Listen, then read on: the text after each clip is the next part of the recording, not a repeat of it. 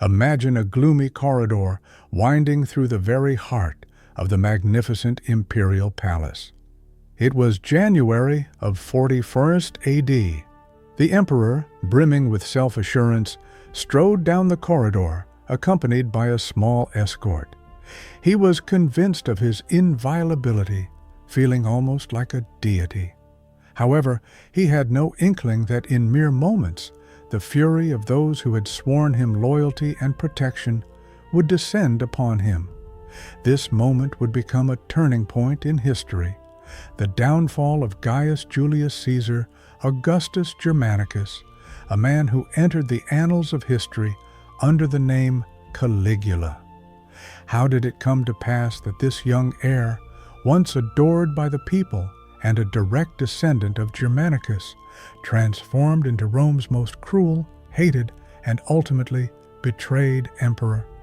His biography is a path strewn with family tragedies, intrigues, and power struggles, an unprecedented religious cult, and finally, a conspiracy that brought his destiny to an end. Today, we will trace his life's journey, starting from the military camps where he earned his childhood nickname, and concluding with the plot that ended his reign. We will analyze not only his infamous atrocities, but also the historical context that explains why Rome would forever remember his name. The story of Caligula is not merely a myth of a mad emperor, but a deeply unsettling account of what absolute power can do to a man. History remembers him as Caligula, yet at birth he was known as Gaius Julius Caesar Augustus Germanicus.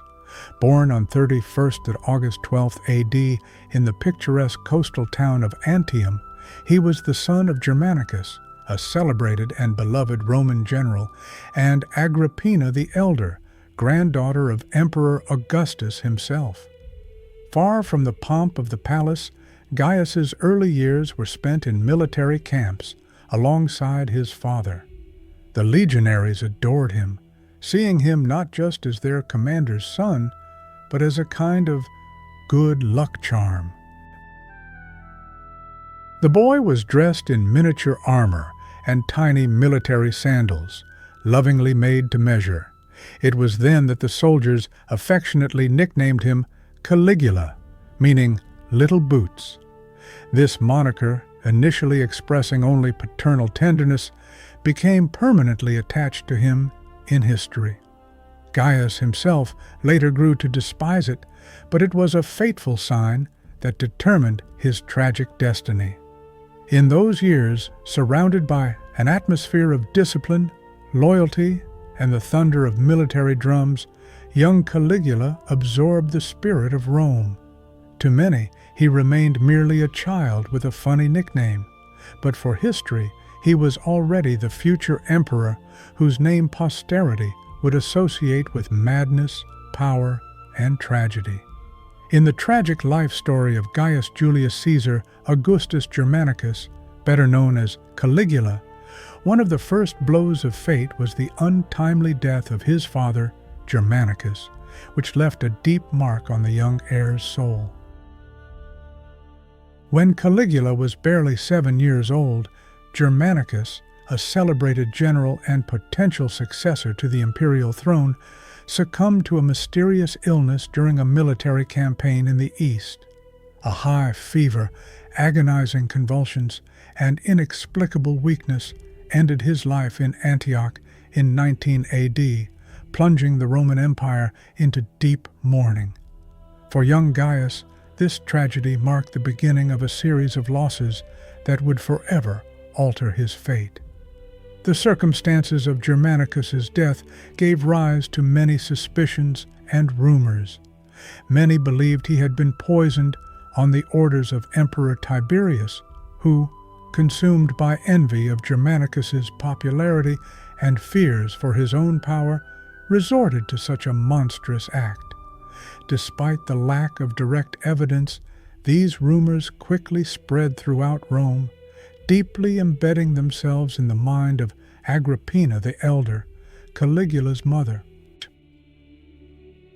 Consumed by rage and an unquenchable thirst for revenge for her husband's death, Agrippina turned her children's lives into a relentless struggle against Tiberius. In this atmosphere of intrigue and betrayal, young Caligula learned a harsh lesson. In Rome, power is not only inherited, but can also be seized by force, and treachery can lurk even among the closest people. By the age of 19, Caligula had lost almost his entire family. His mother was exiled and died far from home, and his elder brothers were imprisoned and executed. He was left alone, facing the harsh and dangerous world of Roman politics. In that fateful moment, as the empire reeled under a cascade of misfortunes, Emperor Tiberius, a figure often linked to the causes of these woes, made a decision that would shape young Caligula's future: his dispatch to the island of Capri. Capri, with its opulent villas, exotic gardens, and mild climate, seemed an idyllic sanctuary. Yet, beneath this facade lay an arena of sophisticated control, political intrigue, and absolute power. Tiberius transformed the island into his impregnable residence, where, far from the Senate and public opinion, his word became law. It was here that Caligula mastered the art of survival. He realized that power was not merely about weaponry and strength, but also the ability to manipulate fear, weave intrigues, and wear a mask that concealed true intentions. While many crumbled under Capri's oppressive atmosphere, Caligula adapted. He skillfully hid his thoughts behind a veneer of humility and subservience, which allowed him to gain Tiberius's favor. On one occasion, the old emperor, foretelling the future, uttered a phrase laden with ominous meaning: "I am raising a viper for the Roman people." As it turned out, he was right. On Capri, Caligula not only prepared to inherit the throne, but also absorbed an understanding of power as a cruel game where human dignity was merely a bargaining chip. In mid-March of 37 AD, specifically on the 16th, Tiberius died at his villa on the island of Capri. It was rumored that his demise might have been hastened by Caligula, although no confirmation of this was ever found. Nevertheless, the young heir, barely 24 years old, became the new ruler of the Roman Empire. This news sparked unprecedented jubilation, such as Rome had not experienced for many years. The people, weary of the oppression and constant fear prevalent under Tiberius, saw a beacon of hope in Caligula. Young, charming, and a descendant of the beloved Germanicus, he seemed a symbol of renewed greatness, reminiscent of Augustus's era. When he arrived in Rome, the streets were thronged with jubilant citizens. Crowds greeted him with shouts of, "Our child, our star." Veterans of the legions who had served under his father wept with joy, seeing the son of the celebrated general become emperor. It seemed Rome was experiencing a renaissance, and in the early months of his reign, Caligula lived up to these hopes. He granted freedom to political prisoners, returned lands to their former owners, organized lavish spectacles, and generously rewarded his soldiers. The people smiled once more, senators expressed their approval, and historians praised him as an ideal ruler. But this brilliant image was merely a facade. Behind the mask of popular decisions lay a deeply traumatized and distrustful personality. And soon Rome would realize that the man on the throne was not at all whom they had imagined. The initial glimmer of widespread adoration soon became clouded by ominous portents. Caligula began to elevate his sisters, Agrippina the younger, Drusilla, and Livilla, to an unprecedented degree. He ordered their names to be included in the official oaths of loyalty sworn to the empire. Henceforth, Every Roman citizen had to swear allegiance not only to the emperor, but also to his sisters. He commanded coins to be minted with their portraits, a privilege previously granted only to goddesses. During banquets, he assigned each sister a place of honor, relegating even his own wife to the background. To many, these seemed like innocent family eccentricities, yet in reality, they constituted a political manifesto. Caligula brazenly trampled upon the sacred foundations of Roman society, establishing a new order where the imperial family was not only the political leader, but also a religious and moral guide, elevated above all traditions. Soon, disturbing rumors began to circulate through the Senate and palace corridors. Whispers spoke of Caligula's indecorously close relationships with his sisters, especially Drusilla, with whom he indulged in provocatively intimate behavior. The Romans did not yet suspect that these scandalous antics were merely a prologue to a coming moral and political revolution that would shake the empire to its foundations. Within Caligula, extensive family of sisters, one held a particularly special place in his heart, Drusilla. From an early age, they shared a strong emotional bond, forged in the crucible of their father's loss and the collapse of their family home under the weight of insidious court intrigues. Over time, this bond transformed into something indissoluble and, in the opinion of many, provocatively intimate. In the tragic year of 38 AD, when Drusilla died suddenly, barely reaching the age of 21, the Eternal City fell silent in mourning. For the emperor, it was a devastating blow of fate. Caligula secluded himself from the world for many days, refusing food and declining to receive anyone. When he finally reappeared before his subjects, he was a completely different man.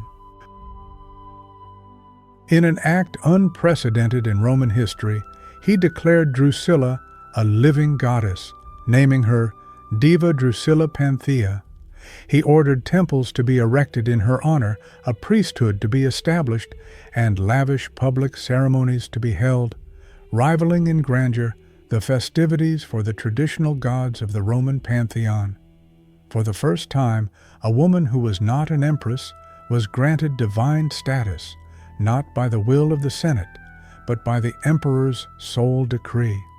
Rome was forced to bow before Drusilla, venerating her as one of the deities of Olympus.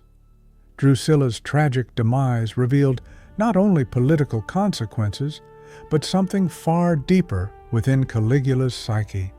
His insane obsession with his sister crossed the boundaries of human understanding, blurring the line between reality and irrationality.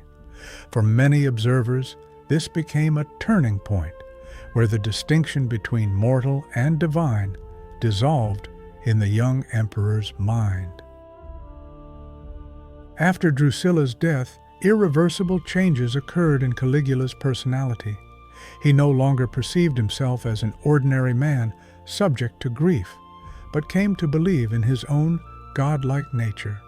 If his sister had been granted divine honors, why could he not claim the same? Thus began his process of self-deification, marking a new era in Roman history. Caligula ordered his statues to be erected in all temples of the empire, demanding worship not as a mortal ruler, but as a deity. He introduced daily rituals, obliging citizens to offer sacrifices to his image under penalty of death for any sign of disrespect. In the very heart of Rome, he transformed the palace halls into sanctuaries dedicated to his own divinity, showcasing his grandeur and power. The empire's finest artists received an unusual commission to depict Caligula with the attributes of the gods. In some images, he appeared with Jupiter's thunderbolts, in others, with Neptune's trident. Statues were created with changing faces, allowing him to embody various gods at will.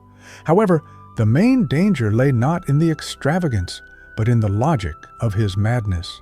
Caligula asserted that, as a god, he was not subject to human laws or Roman morality. Religion, politics, and daily life became subservient to his absolute will, foreshadowing dark times for the Roman Empire.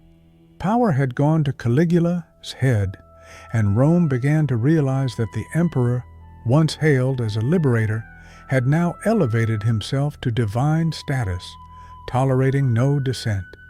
In 39 AD, Caligula decided to demonstrate his omnipotence to the world, defying the laws of nature. He ordered the construction of a colossal floating bridge, connecting the picturesque Bay of Baiae with the bustling port of Puteoli. This engineering marvel was to stretch for over 3 kilometers across the sea. Dozens of ships were joined together and securely anchored, forming a giant platform upon which sturdy planks were laid, followed by a thick layer of sand, and even guard posts were erected, creating the illusion of a real Roman road audaciously laid directly across the waves. For 2 consecutive days, the emperor, clad in the gleaming armor of Alexander the Great, triumphantly rode across this bridge on horseback, accompanied by numerous troops and formidable war chariots. All of Rome was astonished by this spectacle. Some marveled at the emperor's grandeur, while others considered it a display of excessive eccentricity. Historical chronicles affirm that this ambitious project cost an exorbitant sum and served an exclusively symbolic purpose to demonstrate that nothing, not even the boundless sea, could halt the emperor's limitless will. For Caligula, the triumphant completion of the bridge was undeniable proof of his godlike status, a sign of equality with the heavens. However, for the Roman people and the Senate, this audacious project became an ominous premonition, evidence that the young emperor was prepared to recklessly squander resources and jeopardize the stability of the state to satisfy his inordinate ego. The bridge at Baiae was not merely an extravagant whim, but a sinister symbol of the megalomania inexorably consuming the ruler's mind. While discontent simmered in Rome over his extravagance, the eastern provinces of the empire faced even more severe upheavals due to Caligula's rule. In 38 AD, fierce riots erupted in Alexandria, a thriving cosmopolitan center where Greeks, Egyptians, and one of the largest Jewish communities in the Mediterranean coexisted harmoniously. Clashes between Greeks and Jews became brutal, and when news of these disturbances reached the emperor, Caligula made a decision that only added fuel to the fire. He ordered his statue to be erected in the very heart of the temple in Jerusalem. For the Jewish people, this was utterly unacceptable, tantamount to desecrating a holy site. The temple, a sacred place, could only be dedicated to the one God, and the imposition of an imperial idol was considered the gravest blasphemy. Historical chronicles, preserved through the writings of Philo of Alexandria and Josephus, attest that Caligula's insane decree triggered a severe diplomatic crisis, threatening to escalate into armed conflict. Petronius, the prefect of Syria, exercised prudence and delayed the idol's installation, fearing an inevitable revolt in Judea. The empire found itself on the brink of a large-scale uprising that could have undermined its power. Although the statue was never erected, this incident highlighted a sinister trend. Caligula's pathological narcissism was no longer a purely internal Roman affair. His maniacal quest for grandeur jeopardized the fragile balance of religious and political forces throughout the eastern Mediterranean, where the slightest spark could ignite the flames of war. The period that began with the new emperor's reign, once seemingly promising, quickly turned into bitter disappointment. In just a few years, Caligula squandered the colossal fortune inherited from Tiberius on unrestrained feasts, lavish spectacles, and the construction of pompous monuments. To sustain his extravagant lifestyle, he imposed exorbitant taxes on the populace and cynically confiscated the property of senators and noble families. The Senate, which usually showed tolerance even towards the most authoritarian rulers if they maintained at least a semblance of propriety, felt humiliated and insulted. The emperor did not hesitate to publicly ridicule senators, seize their hard-earned wealth, and force them to hypocritically applaud his insane antics. Even the Praetorian Guard, the emperor's personal bodyguard, found themselves in a highly precarious position, aware of the instability of the throne beneath their ruler's feet. Upon ascending the throne, Caligula harbored nothing but contempt for the loyal Praetorians, referring to them as nothing less than "my armed slaves." The officer corps endured incessant humiliation, but Cassius Chaerea, in particular, became a favorite target for ridicule. He was forced to utter absurd and shameful passwords during his duties, which was the height of mockery. Even the common people, who had so enthusiastically welcomed his rise to power, gradually turned away from their idol. The heavy burden of taxes, rampant inflation, and the atmosphere of widespread fear caused by arbitrary executions dispelled the myth of the people's emperor.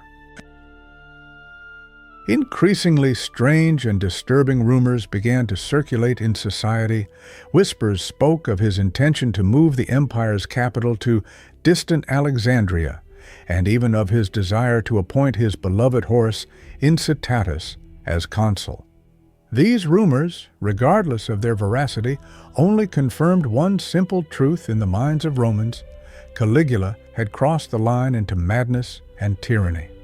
On the morning of 24th January 41st, A.D., Rome awoke as usual, anticipating spectacles and ceremonial events. However, in the gloomy corridors of the imperial palace, a conspiracy was already brewing. A secret alliance, woven by senators, courtiers, and, crucially, members of the Praetorian Guard itself, was ready to descend upon the emperor. The conspirators devised a simple but effective plan to use a narrow corridor on the Palatine, through which Caligula was expected to pass without his usual escort. At the head of the conspiracy was Cassius Chaerea, a tribune whose honor and dignity had been repeatedly trampled upon by Caligula.